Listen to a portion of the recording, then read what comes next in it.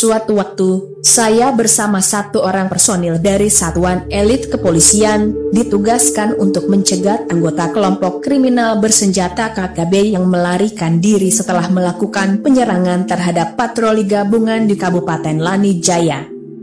Ini adalah penugasan saya yang paling sulit dan berat. Bahkan paling berat sampai penugasan saya saat ini. Kami ditugaskan untuk mencegat KKB yang sebelumnya sudah terpantau dari pesawat pengintai. KKB saat itu terlihat menyusuri sungai kecil di tengah hutan lebat yang sangat jauh dari perkampungan warga.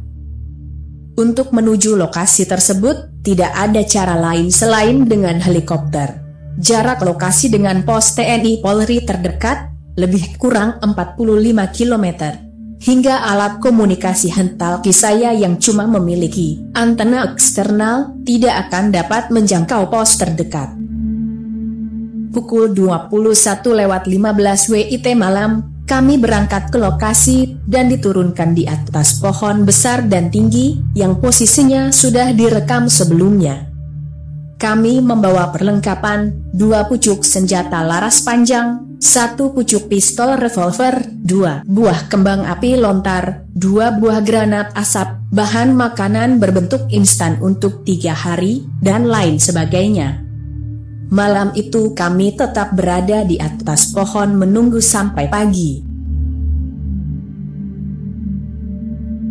Pukul 6 WIT, saya terkejut, ternyata kami bertengger di atas pohon besar dan super tinggi. Saya mengulurkan tali yang kami bawa, ternyata panjangnya tidak mencukupi. Ini masalah besar bagi kami. Untuk turun dengan cara memeluk batang pohon dan menggunakan tali, tidak bisa. Diameter pohon setidaknya sekitar 1,5 meter. Untuk turun, hanya ada satu cara, yaitu turun dengan tali dengan 2 tahap. Tapi ini sangat berat, perlengkapan juga harus kami turunkan 2 tahap. Saya mulai sedikit stres, badan saya berkeringat walau suhu pagi itu sangat dingin. Sementara rekan saya hanya bisa diam sambil melihat ke arah bawah. Dalam suasana kalut, tanpa sengaja, saya melihat, ternyata dari atas pohon tempat kami bertengger, posisi sungai kecil yang akan dilalui KKB, terlihat sangat jelas. Kami putuskan untuk membuat pos tinjau di atas pohon, tanpa turun dari pohon. Pukul 12:30 WIT, dengan beberapa ranting pohon dan tali, pos tinjau pun berhasil kami bangun. Setelah istirahat sebentar sambil makan roti dan kopi, kami pun mulai melakukan pemantauan. Sekitar pukul 14:20 WIT, kami mendengar suara-suara khas tarian perang KKB, yang sama seperti suara-suara mereka dalam video yang diunggah di kanal YouTube pendukung KKB. Beberapa saat kemudian, terlihat 8 orang yang diduga KKB berjalan menyusuri sungai dengan cara melompat di antara batu-batuan. 6 orang memegang senjata laras panjang, sementara 2 orang lainnya memegang busur panah. Dengan jumlah KKB yang memegang senjata begitu banyak, kami akan sangat kesulitan. Begitu kami melumpuhkan 2 orang, yang lain akan berlari masuk hutan, dan kemudian akan mencari kami. Posisi KKB saat ini sudah hampir mendekati tikungan sungai. Beberapa saat lagi mereka akan hilang dari pantauan kami. Persis beberapa meter sebelum mereka sampai di tikungan, peluru senapan kami melesat bersamaan. 2 anggota KKB tumbang seketika. Apa yang saya perkirakan terjadi, malah lebih mengkhawatirkan. 6 anggota KKB lainnya justru berlari ke arah kami. Kami mulai panik. Kami akan menjadi sasaran empuk mereka dari bawah. Sementara kami tidak bisa melihat apapun yang bergerak di atas tanah karena lebatnya daun-daun pepohonan. Walau suasana saat itu terdengar sunyi senyap, saya tahu mereka ada di bawah dan sedang mencari kami. Hanya dengan berdoa agar KKB tidak melihat kami di atas pohon, tanpa berbuat sesuatu, itu mustahil bisa melindungi kami. Entah ide dari mana, dengan gerakan yang tanpa suara, saya melepas kain pengikat kepala yang selalu saya pakai.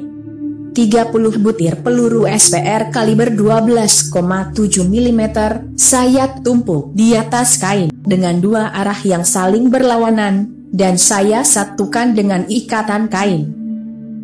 Rekan saya hanya memperhatikan saya dengan perasaan yang mungkin tidak mengerti apa yang akan saya lakukan.